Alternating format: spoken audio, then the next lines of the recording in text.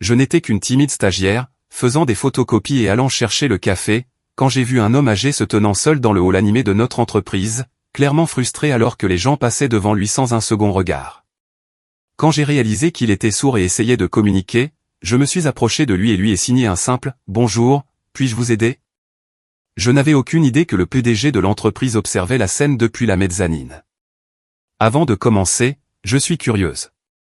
Avez-vous déjà appris une compétence pour aider quelqu'un que vous aimez?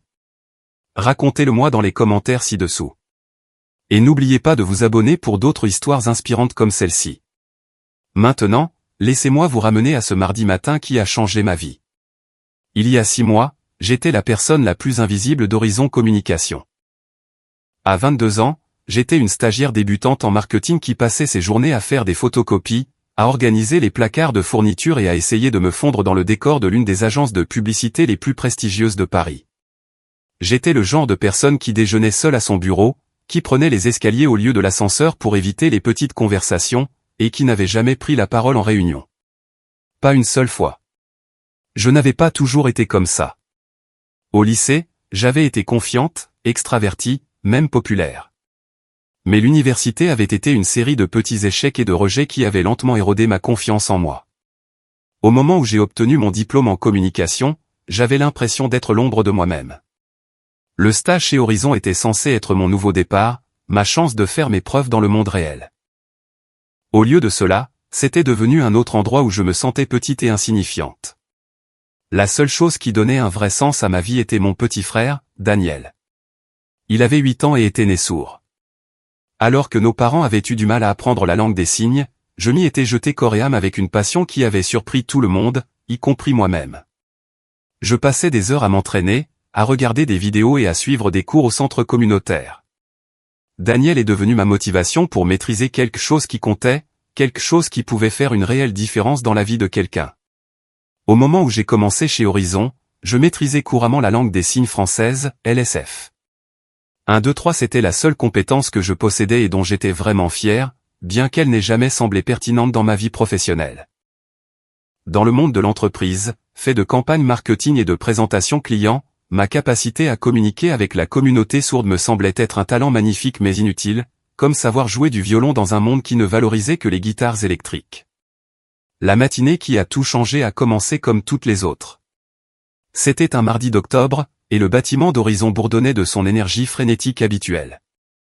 Nous étions en pleine préparation d'une présentation client majeure, et tout le monde était stressé, pressé et concentré sur ses propres tâches urgentes. J'étais posté à la réception, aidant à organiser le matériel pour la présentation, quand je l'ai remarqué. C'était un homme âgé, probablement dans la soixantaine 10, impeccablement vêtu d'un costume bleu marine qui semblait cher et bien coupé. Ses cheveux argentés étaient parfaitement coiffés, et il se tenait avec cette sorte de dignité tranquille qui témoignait d'une vie de succès et de respect. Mais il y avait quelque chose dans ses yeux, un mélange de frustration et de tristesse, qui m'a fendu le cœur. Il se tenait au bureau de la réception, essayant de communiquer avec Isabelle, notre réceptionniste en chef. Isabelle était une personne tout à fait gentille, mais elle était aussi incroyablement occupée et devenait clairement impatiente face à la barrière de communication qui se présentait. « Monsieur, je suis désolé, mais je ne comprends pas ce que vous essayez de me dire. Avez-vous un rendez-vous? Pouvez-vous écrire le nom de la personne que vous venez voir? » L'homme faisait des gestes, pointant vers les ascenseurs, sa bouche bougeant pour former ce que j'ai compris être des mots qu'Isabelle ne pouvait pas entendre. Et puis je l'ai vu. Les mouvements subtils des mains, les expressions du visage, la façon dont il essayait d'épeler quelque chose avec ses doigts. Il signait. J'ai regardé avec une consternation croissante Isabelle se tourner pour aider un autre visiteur, ignorant de fait l'homme âgé. Il est resté là un moment, l'air perdu et de plus en plus en détresse. D'autres employés passaient devant lui. Des chargés de clientèle en costume coûteux. Des directeurs créatifs les bras chargés de panneaux de présentation. Des assistants juniors se précipitant à des réunions. Aucun d'entre eux ne s'est arrêté. Aucun d'entre eux ne semblait remarquer que cet homme à l'allure distinguée avait besoin d'aide. Mon premier réflexe a été de rester où j'étais. Je n'étais qu'une stagiaire. J'avais mes propres tâches à accomplir. Ma superviseure, Marguerite, avait clairement indiqué que mon travail consistait à soutenir la préparation de la présentation, pas à m'impliquer dans les tâches de la réception. Mais en voyant les épaules de l'homme s'affaisser légèrement, en voyant la défaite s'insinuer dans sa posture, j'ai pensé à Daniel. J'ai pensé à ce qu'il ressentait quand les gens l'ignoraient, quand il le regardait comme si sa surdité le rendait invisible. J'ai pris une décision qui allait changer ma vie pour toujours. Je me suis dirigé vers le bureau de la réception, le cœur battant de nervosité. L'homme a levé les yeux à mon approche, et j'ai pu voir la lassitude dans son regard, l'attente d'une autre personne qui essaierait de le presser ou d'ignorer ses besoins. J'ai pris une profonde inspiration et j'ai signé « Bonjour, je m'appelle Catherine. Puis-je vous aider ?» La transformation sur son visage fut immédiate et profonde. Ses yeux s'écarquillèrent de surprise et de soulagement, et un sourire illumina ses traits. Le premier vrai sourire que j'avais vu de lui depuis qu'il était entré dans le bâtiment. « Vous signez ?» répondit-il, ses mains bougeant avec la grâce fluide de quelqu'un qui utilisait la LSF depuis des décennies. Dieu merci. Je commençais à penser que personne ici ne pourrait me comprendre. Je suis vraiment désolé que vous ayez eu des difficultés, ai-je signé en retour. Comment puis-je vous aider? Je suis ici pour voir mon fils, expliqua-t-il, mais je ne suis pas sûr de savoir comment le joindre. Je n'ai pas de rendez-vous. Et la jeune femme à l'accueil, il fit un geste vers Isabelle, qui aidait maintenant quelqu'un d'autre, elle semblait très occupée.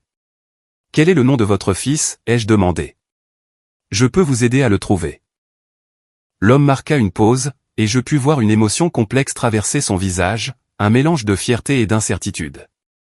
Michel Lefebvre, signa-t-il finalement. Mon cœur a failli s'arrêter.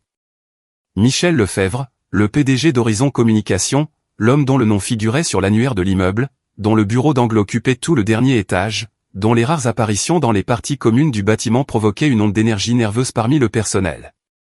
Monsieur Lefebvre est votre fils, ai-je signé, en essayant de ne pas laisser paraître ma surprise. Oui, confirma-t-il. Je sais qu'il est très occupé, mais j'espérais, eh bien, j'étais dans le quartier, et j'ai pensé que je pourrais peut-être le voir juste quelques minutes. Je pouvais voir la vulnérabilité dans son expression, la façon dont il essayait de paraître décontracté à propos de ce qui était clairement une visite importante. C'était un père qui voulait voir son fils. Et j'ai réalisé avec un sentiment croissant de tristesse qu'il ne se sentait probablement pas tout à fait le bienvenu sur le lieu de travail de son propre fils. Bien sûr, ai-je signé. Laissez-moi voir ce que je peux faire. Voulez-vous vous asseoir pendant que je passe quelques appels?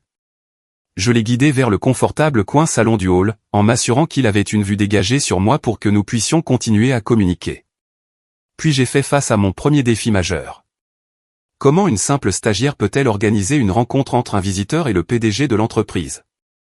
J'ai commencé par l'adjointe de direction de Monsieur Lefebvre, une femme redoutable nommée Patricia, qui gardait l'accès au PDG comme un dragon protégeant un trésor. Quand j'ai appelé son poste, sa voix était sèche et professionnelle. Bureau de Monsieur Lefebvre. Patricia à l'appareil. Bonjour, Patricia. C'est Catherine Dubois, du programme des stagiaires. J'ai un visiteur ici dans le hall qui dit être le père de Monsieur Lefebvre et il aimerait le voir si possible. Il y eut une longue pause. Son père? Oui, madame. Un monsieur âgé, très bien habillé. Il attend dans le hall. Une autre pause, plus longue cette fois. Je dois vérifier avec Monsieur Lefebvre. Pouvez-vous faire patienter le visiteur? Bien sûr. Merci. J'ai raccroché et je suis retourné auprès de Monsieur Lefebvre, Robert, comme il s'était présenté, pour lui faire savoir que nous travaillions à l'organisation de la rencontre. Pendant que nous attendions, nous avons parlé, ou plutôt, nous avons signé, et j'ai découvert que Robert Lefebvre était l'une des personnes les plus intéressantes que j'ai jamais rencontrées. Il m'a parlé de sa carrière d'architecte, de la façon dont il avait conçu plusieurs des bâtiments qui composent maintenant la ligne d'horizon de Paris. Il m'a parlé de sa défunte épouse, la mère de Michel, qui avait été enseignante à l'Institut national de jeunes sourds de Paris. 4, 5, 6 Il m'a parlé des défis d'élever un fils entendant en tant que parent sourd, et de la fierté qu'il ressentait pour le succès de Michel, même s'il ne se voyait pas aussi souvent qu'il l'aurait souhaité. Il a toujours été ambitieux, signa Robert, son expression un mélange d'admiration et d'inquiétude. Même enfant, il voulait faire ses preuves, montrer au monde que le fait d'avoir un père sourd ne le freinait pas. Je suis fier de ce qu'il a accompli, mais parfois je crains qu'il ait oublié comment ralentir, comment simplement être. Pendant que nous parlions, je prenais de plus en plus conscience que nous attirions l'attention.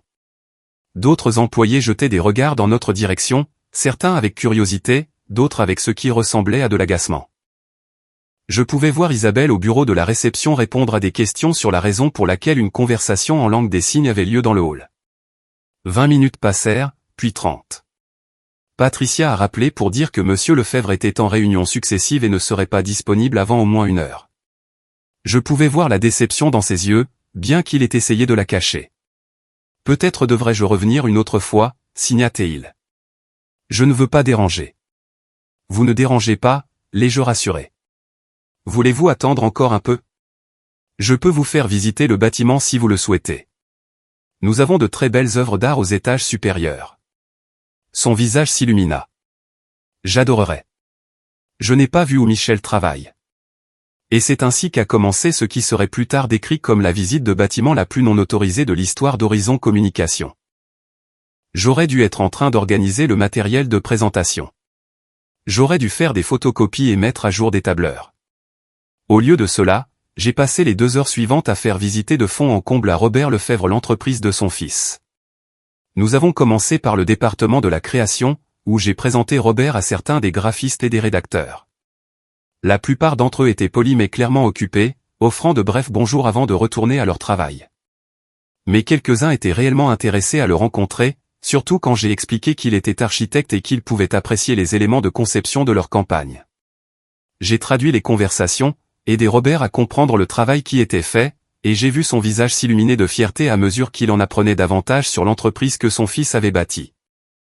Nous avons visité l'étage de la gestion des comptes, où Robert a été fasciné par les stratégies de relations clients.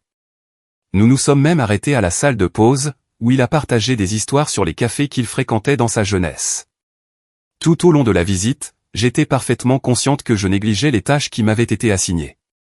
Mon téléphone vibrait de SMS de plus en plus urgents de Marguerite, ma superviseure, me demandant où j'étais et me rappelant les tâches que j'étais censé accomplir. Mais chaque fois que je regardais le visage de Robert, que je voyais la joie et l'intérêt dans ses yeux alors qu'il découvrait le monde de son fils, je ne pouvais me résoudre à écourter la visite. C'est lors de notre passage au département d'analyse marketing que je l'ai remarqué pour la première fois. Michel Lefebvre se tenait sur la mezzanine qui surplombait l'étage principal, partiellement caché derrière un pilier. Il nous observait, regardant son père interagir avec ses employés, me regardant traduire des conversations et faciliter les liens. Je ne pouvais pas voir clairement son expression de cette distance, mais quelque chose dans sa posture suggérait qu'il était là depuis un moment. Mon cœur s'est mis à battre la chamade. Le PDG me regardait faire une visite non autorisée alors que j'étais censé travailler sur le matériel de présentation. J'allais probablement être renvoyé, et j'allais certainement causer des ennuis à Robert pour avoir perturbé le lieu de travail. Mais quand j'ai regardé à nouveau quelques secondes plus tard, il avait disparu. Nous avons poursuivi la visite, visitant les salles de conférence où se déroulaient les présentations clients importantes, la bibliothèque où étaient exposées les campagnes primées de l'entreprise, et enfin l'étage de la direction. Robert était particulièrement intéressé par cette zone, posant des questions sur les processus de prise de décision et la structure de direction de l'entreprise. Michel a construit tout ça, signa-t-il, regardant la suite exécutive élégante avec ses boiseries polies et ses œuvres d'art originales. En effet, ai-je confirmé. L'entreprise a connu une croissance énorme sous sa direction. Tout le monde ici a beaucoup de respect pour lui. Robert hocha la tête, mais je pouvais voir quelque chose de mélancolique dans son expression. Je suis fier de lui, signa-t-il. J'aimerais juste. Qu'aimeriez-vous, ai-je demandé doucement. J'aimerais mieux le connaître en tant qu'adulte. Quand il était jeune, nous étions very proches. Mais en grandissant, surtout après la mort de sa mère, il a semblé sentir qu'il devait s'occuper de tout lui-même. Il a arrêté de demander de l'aide, arrêté de partager ses problèmes avec moi. Je pense qu'il pensait que ma surdité me rendait fragile, qu'il devait me protéger de ses soucis. Mon cœur se serra pour eux deux. Pour Robert, qui aimait clairement son fils profondément mais se sentait exclu de sa vie. Et pour Michel, qui avait probablement essayé d'être fort et indépendant mais avait involontairement créé une distance entre eux. Il était près de 15 heures quand nous sommes finalement retournés dans le hall.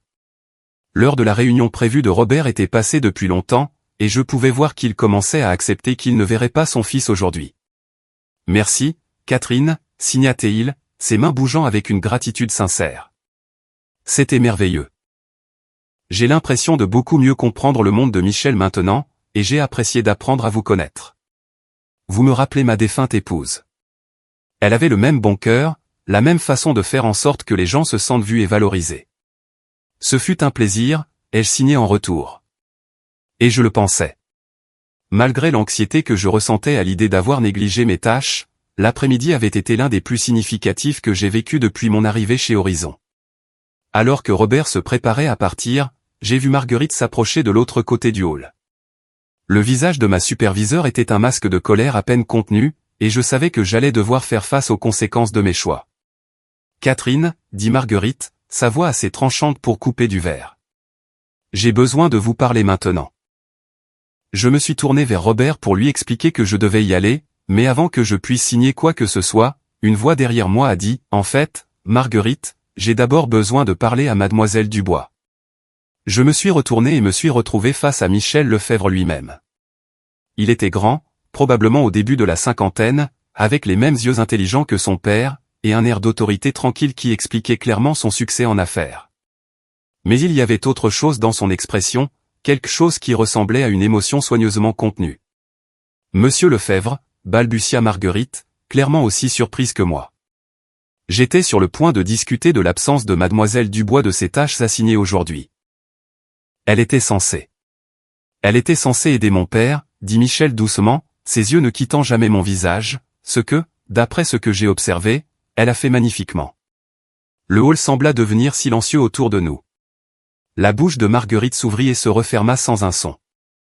Robert regardait d'avant en arrière entre son fils et moi avec une compréhension et une joie croissantes.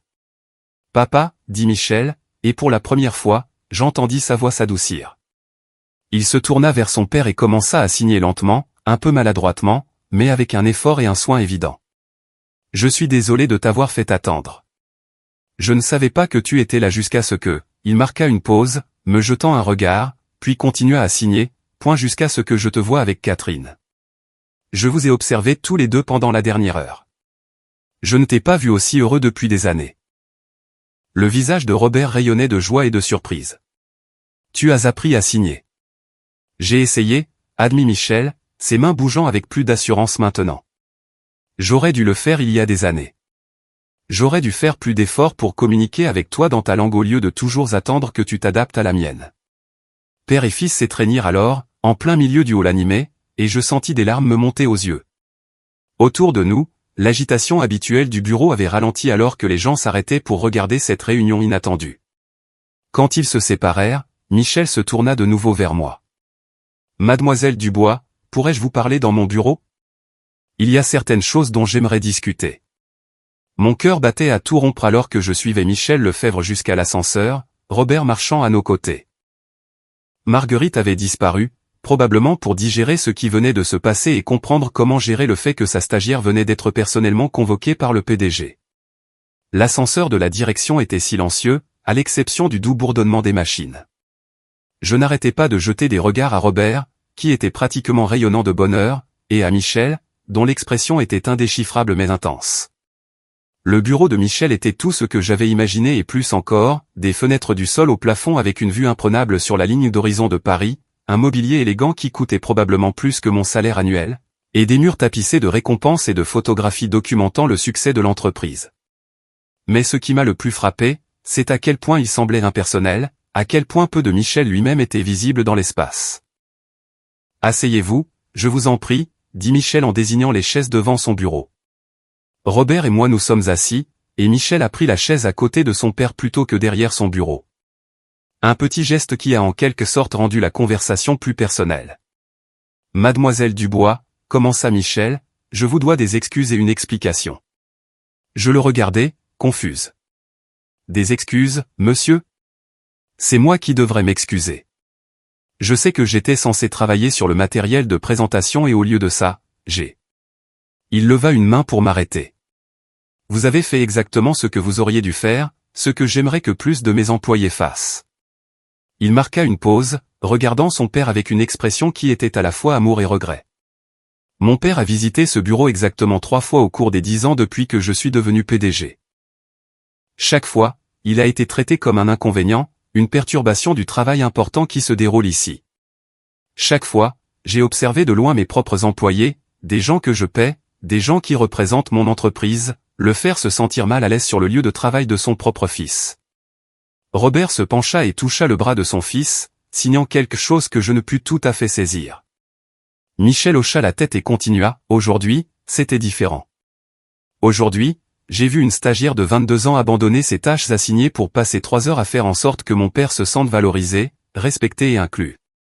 Je l'ai vu traduire des conversations, faciliter des liens et le traiter non pas comme un fardeau ou un obstacle, mais comme un invité d'honneur. Sa voix s'épaissit d'émotion.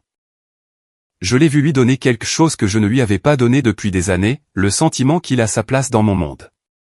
Je sentis des larmes me monter aux yeux. Monsieur Lefebvre, J'ai un jeune frère qui est sourd, et je sais ce que ça fait quand les gens l'ignorent ou le traitent comme s'il était invisible. Je ne pouvais pas supporter de voir ça arriver à votre père. Et c'est précisément pour ça, dit-il, que je dois vous parler de votre avenir ici. Mon cœur se serra. Ça y est. Le licenciement en douceur. Je comprendrai si vous devez me laisser partir, dis-je doucement. Je sais que je n'ai pas fait le travail qui m'était assigné aujourd'hui. Michel parut sincèrement surpris. Vous laissez partir? Mademoiselle Dubois, je veux vous offrir un poste. Un vrai poste, pas un stage. Je le dévisageai, certaine d'avoir mal entendu. Pardon, quoi? Ce dont j'ai été témoin aujourd'hui m'a montré quelque chose qui manquait à cette entreprise. Un véritable engagement envers l'inclusion et l'accessibilité. Nous parlons de diversité et d'inclusion dans notre énoncé de mission. Nous avons des politiques dans notre manuel de l'employé, mais nous ne les vivons pas. Nous ne les incarnons pas. Je veux changer cela, et je veux que vous m'aidiez à le faire. Robert rayonnait, signant rapidement à son fils. Michel sourit et lui répondit en signe, puis se tourna vers moi. Je crée un nouveau poste, directrice de l'accessibilité et de l'inclusion. Votre travail consisterait à vous assurer qu'Horizon Communication est vraiment accessible à tous, employés, clients et visiteurs. Vous développeriez des programmes de formation, créeriez des politiques et agiriez en tant que défenseur des personnes qui pourraient autrement être négligées ou exclues. Vous relèveriez directement de moi. J'étais prise de vertige. Monsieur Lefebvre, je ne suis qu'une stagiaire. Je n'ai pas d'expérience en ressources humaines ou en élaboration de politique. Je n'ai même pas encore mon diplôme. Je termine mon dernier semestre. Vous avez quelque chose de plus précieux que l'expérience. Vous avez de l'empathie. Vous avez la capacité de voir les gens comme des individus plutôt que comme des inconvénients. Et vous avez un ensemble de compétences qui pourraient transformer le fonctionnement de cette entreprise. Il marqua une pause. Le poste serait assorti d'un salaire substantiel, de tous les avantages sociaux et de l'autorité nécessaires pour mettre en œuvre de réels changements. Vous relèveriez directement de moi. Je regardai Robert, qui vibrait pratiquement d'excitation, puis de nouveau Michel. Je ne sais pas quoi dire. Dites que vous allez y réfléchir, suggéra Michel. Prenez le week-end. Mais j'espère que vous direz oui. Cette entreprise a besoin de quelqu'un comme vous. J'ai besoin de quelqu'un comme vous. La suite de la réunion fut un flot de détails sur le poste, de discussions sur le salaire et les avantages sociaux qui me firent tourner la tête, et de planification des changements culturels qui devraient avoir lieu dans toute l'organisation. Au moment où j'ai quitté le bureau de Michel, ma vie entière avait été bouleversée. Robert m'a serré dans ses bras pour me dire au revoir, signant ses remerciements encore et encore. Vous m'avez rendu mon fils, m'a-t-il dit, et vous lui avez donné quelque chose dont il ne savait même pas qu'il manquait. Michel nous a accompagnés jusqu'à l'ascenseur et, alors que les portes se fermaient, il a dit, Catherine, merci de l'avoir vu, d'avoir vu ce qui était important. Je suis rentré chez moi ce soir-là et j'ai appelé mes parents, puis Daniel, en essayant d'expliquer ce qui s'était passé. Daniel était le plus enthousiaste de tous. Tu vas aider d'autres personnes sourdes au travail? Signa-t-il lorsque je l'ai appelé en vidéo. C'est trop cool. Tu vas être comme une super-héroïne pour les gens comme moi. Son enthousiasme était contagieux. Et le lundi matin, je savais quelle serait ma réponse. J'ai commencé à mon nouveau poste la semaine suivante. Ma première tâche a été de réaliser un audit d'accessibilité de l'ensemble du bâtiment et de toutes les politiques de l'entreprise. Ce que j'ai découvert était à la fois décevant et motivant. Horizon Communication, comme beaucoup d'entreprises, avait fonctionné avec de bonnes intentions, mais avec peu de compréhension réelle de ce que signifiait vraiment l'inclusion. Au cours des 6 mois suivants, j'ai mis en œuvre des changements radicaux. Nous avons installé des systèmes d'alerte visuelle dans tout le bâtiment. Nous avons fait appel à des interprètes en LSF pour toutes les réunions et événements de l'entreprise. Nous avons créé des directives d'accessibilité pour tous les supports marketing et les présentations clients. Plus important encore, nous avons instauré une formation obligatoire à l'inclusion pour tous les employés, en commençant par l'équipe de direction. Les sessions de formation ont été une révélation pour toutes les personnes impliquées. J'ai fait venir des intervenants de la communauté sourde, dont Robert, qui a partagé ses expériences et aidé les employés à comprendre l'impact de leurs actions ou inactions. J'ai donné des cours de langue des signes de base pendant les heures de déjeuner et j'ai été étonné du nombre de personnes désireuses d'apprendre. Marguerite, mon ancienne superviseure, était l'une de mes élèves les plus enthousiastes. Je ne cesse de penser à ce jour-là, m'a-t-elle dit après l'une de nos sessions de formation.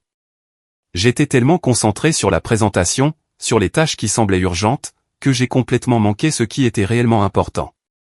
Je ne veux plus jamais faire cette erreur. Les changements ne concernaient pas seulement l'accessibilité pour la communauté sourde. Nous avons étendu nos efforts pour inclure des aménagements pour les employés et les visiteurs ayant des difficultés de mobilité, des déficiences visuelles et d'autres handicaps. Nous nous sommes associés à des organisations locales pour garantir que nos pratiques d'embauche étaient véritablement inclusives. Nous avons même repensé notre site web et nos supports marketing pour les rendre plus accessibles. Mais le changement le plus significatif a été culturel. L'entreprise qui s'était autrefois concentrée uniquement sur l'efficacité et la productivité a commencé à valoriser l'empathie et l'inclusion comme principes commerciaux fondamentaux. Les employés ont commencé à veiller les uns sur les autres comme ils ne l'avaient jamais fait auparavant. Le hall qui avait autrefois été un endroit où les visiteurs comme Robert étaient ignorés est devenu un espace accueillant où tout le monde était traité avec dignité et respect. 6 mois après ce mardi qui a changé ma vie, Horizon Communication a remporté un prix national pour l'inclusion en milieu de travail.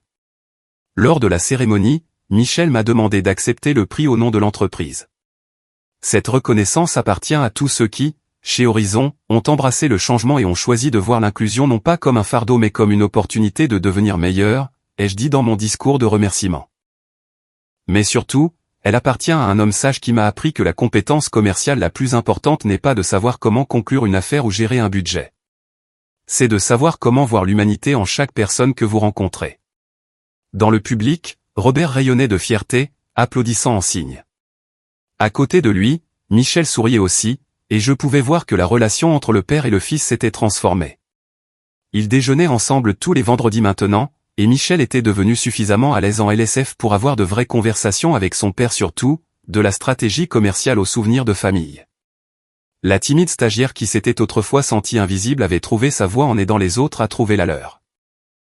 Et ce faisant, j'ai appris que parfois, la chose la plus puissante que vous puissiez faire est simplement de remarquer quelqu'un qui est négligé et de choisir de le voir vraiment, comme l'être humain précieux qu'il est.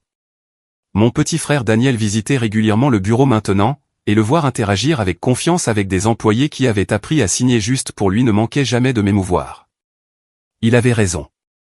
J'étais devenue une sorte de super-héroïne. Pas du genre à porter une cape, mais du genre qui se bat pour un monde où chacun a sa place, où chacun est vu, où chacun compte. La meilleure partie, c'est que tout avait commencé par un simple « bonjour » signé à un homme seul dans un hall animé. Parfois, les plus petits gestes créent les plus grands changements. Parfois, il suffit d'une seule personne prête à s'arrêter, à remarquer, à se soucier. Et parfois, lorsque vous êtes assez courageux pour tendre la main à quelqu'un qui a été négligé, vous découvrez que vous ne changez pas seulement son monde, vous changez aussi le vôtre. Une histoire absolument magnifique sur la façon dont un simple acte d'inclusion peut transformer des vies et des organisations entières. Que pensez-vous de la décision de Catherine d'abandonner les tâches qui lui étaient assignées pour aider Robert? Faites-nous part de vos réflexions dans les commentaires ci-dessous. Si vous avez été inspiré par cette incroyable histoire de compassion et de changement, veuillez montrer votre soutien en cliquant sur le bouton « J'aime » et assurez-vous de vous abonner pour d'autres histoires édifiantes qui célèbrent le pouvoir de la bonté humaine. N'oubliez pas de cliquer sur la cloche de notification pour ne jamais manquer une nouvelle publication.